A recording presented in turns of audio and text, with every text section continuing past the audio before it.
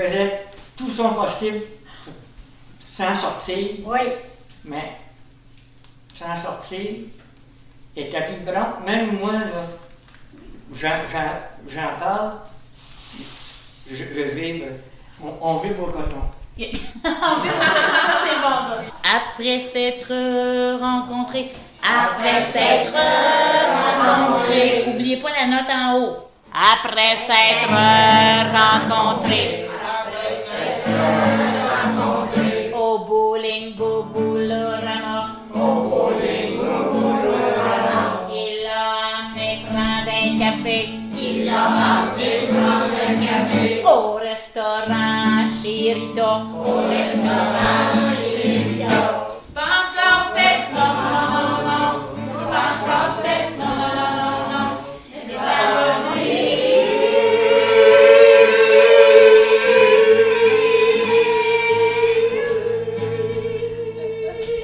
Ils l'ont fait, ils l'ont fait, ils l'ont fait.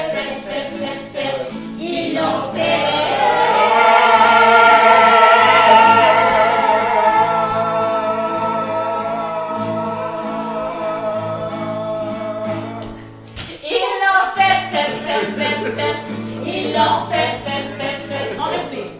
Ils l'ont fait.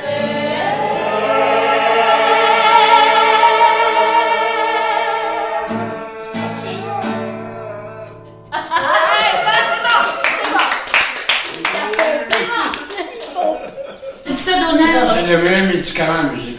Ouais, hein. Ah oui. Nos professeurs étaient d'excellents professeurs. Puis on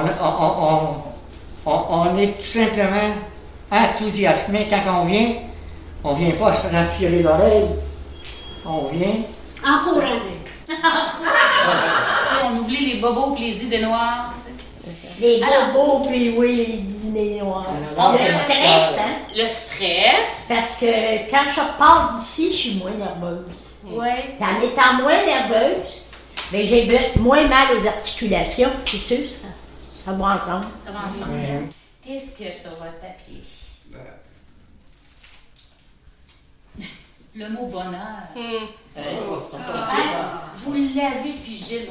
Donc, une chanson, ou deux chansons, ou trois chansons qui comportent le mot bonheur. Ah, c'est Félix Leclerc. Ah, ok, laquelle? C'était mon petit bonheur que j'ai rencontré. Il était comme sur le bord d'un fossé, qu'il m'a passé. Il s'est mis à crier. Monsieur! Ramassez-moi! Calice. Censure souffle. C'est parti de seul! Comme vous voyez, Ça va loin ici, là. C'est le chant. Bonheur est entré dans mon cœur.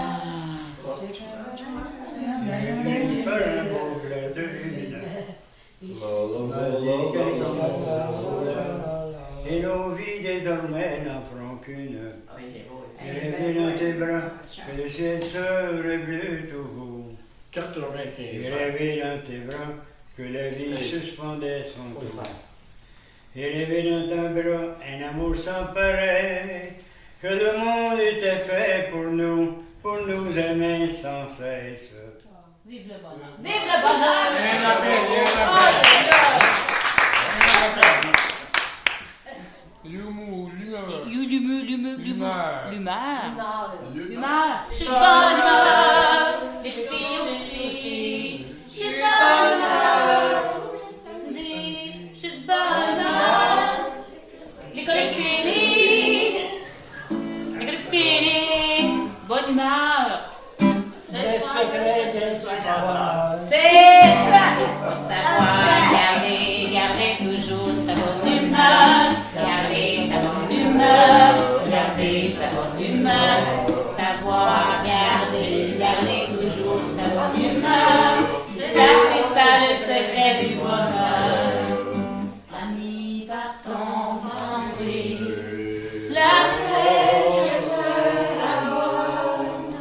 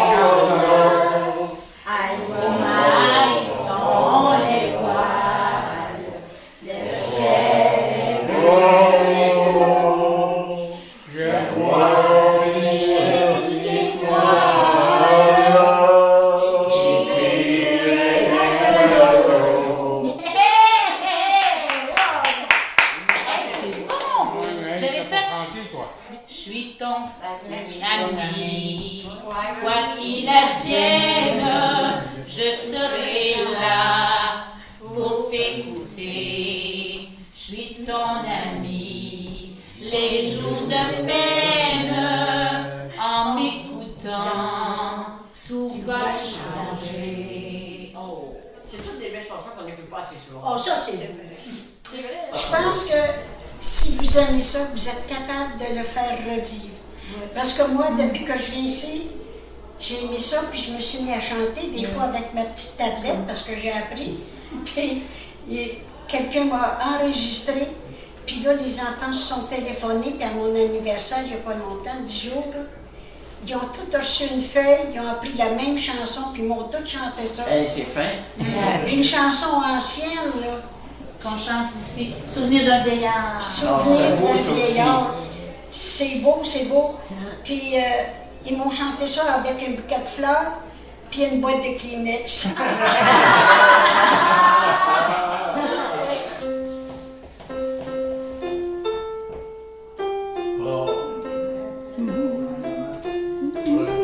Y a-tu un matelot dans cette chanson-là? C'est quoi? Qu'est-ce que vous avez dit, Donald? Je m'en souviens plus. Lui, ça se fait prendre. Mais vous devez savoir qu'il m'entraîne. Dans ces chansons-là, il a savait, lui.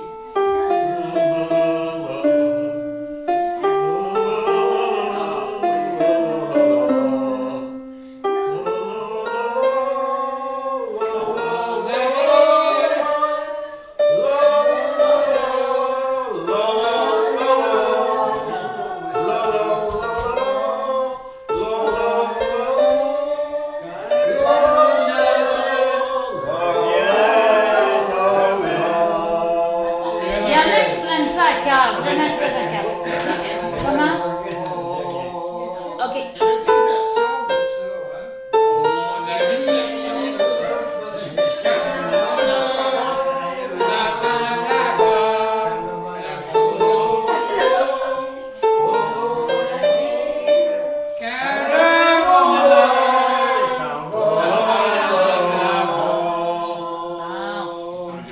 Deux grands bœufs blancs, tachés de loup. J'aimerais mieux voir mourir ma femme que le porteuil de mes deux grands bœufs. Moi, je viens pas d'ici, hein. Cette version-là que je connais. Mon grand-père, c'était celle-là qui chantait. Ouais, c'est celle-là que j'ai toujours entendue. La mélodie, pas tout à fait pareille. Parce qu'elle rassemble. Écoute, on vient de voir quelque chose qui est assez impressionnant. Tu es musicothérapeute. Tu as un petit groupe ici. Ils sont une douzaine à peu près. C'est fou de voir le brillant dans les yeux de ces gens-là. Puis l'effort pour arriver à sortir les sons, puis se rappeler. Puis tu peux nous parler un petit peu de la musicothérapie? Mais en fait, avec ce groupe-là, vous avez très bien ciblé ce qu'on fait. C'est que, étant donné que c'est un mode d'intervention qui est non menaçant, on va aller travailler au niveau cognitif, au niveau de la mémoire et au niveau de la réminiscence, mais au niveau aussi des interactions sociales. Puis, étant donné que mon instrument principal, c'est la voix, j'en profite pour qu'ils explorent leur voix, parce que la voix, c'est nous-mêmes. Donc, de se recentrer aussi sur notre respiration, parce qu'avec toutes les maladies du vieillissement, il y a ça aussi, là, la respiration, on perd contact avec. Là. Fait que c'est tout ça ensemble qu'on travaille sans s'en rendre compte, parce que ça se fait sous forme de jeu. Puis j'ai des joyeux lurons qui aiment rire. Fait qu'on met énormément d'humour. C'est parfait, parce que là, ça enlève les sécrétions. Hey, ça dégage les sécrétions. Les bronches ici, là, c'est jamais congestionné. Ils sont vraiment... sans s'en rendre compte, il y a une spontanéité dans la participation et donc de façon non menaçante, parce que ils n'ont pas non plus à se révéler ou à être confrontés à une question. Ils veulent bien. C'est ça, au rythme qu'ils veulent. Donc chaque individu prend sa place la place qu'il veut prendre selon son humeur du jour, selon son humeur de la semaine, selon ses capacités. Donc, quand on parle de capacité, je vais aller aussi leur faire jouer des instruments de musique parce qu'il y en a qui sont un petit peu moins à l'aise avec la voix. Donc, il y a le langage musical est utilisé là, de toutes les façons possibles. Puis ça fait seulement 10 semaines. On croirait que c'est une famille qui se connaissent depuis toujours.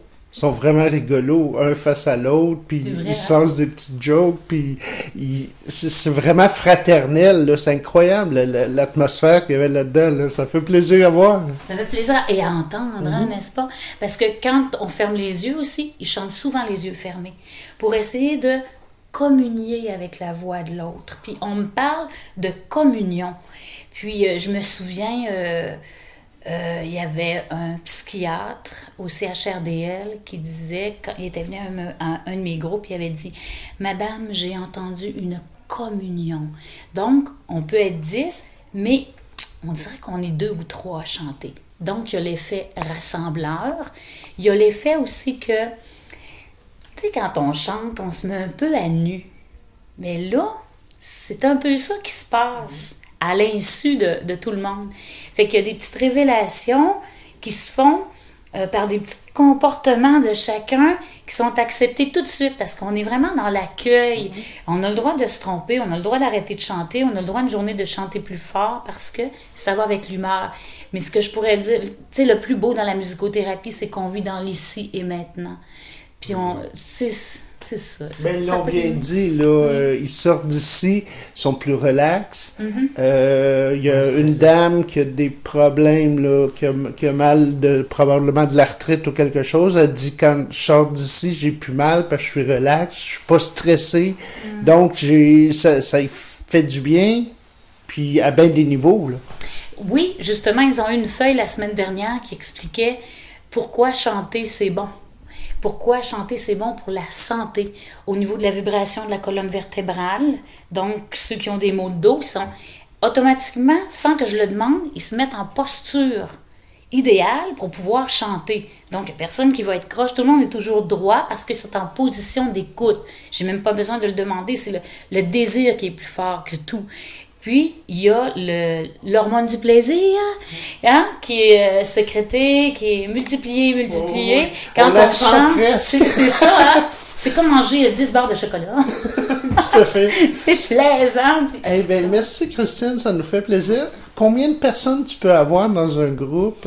S'il y a de la place pour plus de monde? Oui, moi je dis là, en musicothérapie, avec ce genre de groupe, parce qu'il ne faut pas oublier qu'on alimente aussi les proches aidants.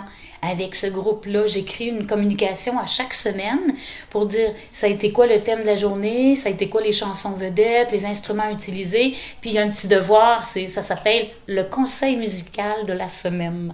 Fait que ils le prennent pas comme un petit devoir, mais c'est cette semaine, chanter avec 3 points d'exclamation.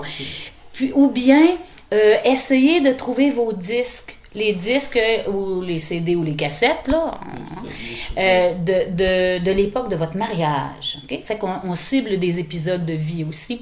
Puis, c'est vraiment pour alimenter les proches aidants. Fait que ça, c'est important que si je veux alimenter les proches aidants, je ne peux pas avoir des groupes de 20. Là. On vient à, je vous dirais, un groupe de 12. On peut être certain que chacun des membres du groupe va pouvoir avoir sa place à un moment donné. Ça donne un petit break aussi aux proches aidants. Ils viennent passer l'après-midi ici, je crois. Oui. Ils s'en vont tout de suite après dîner puis arrivent pour souper. Mais c'est bravo. un répit. Lâchez pas le travail. C'est vraiment, c'est énergisant de vous voir. Merci de votre visite. Merci.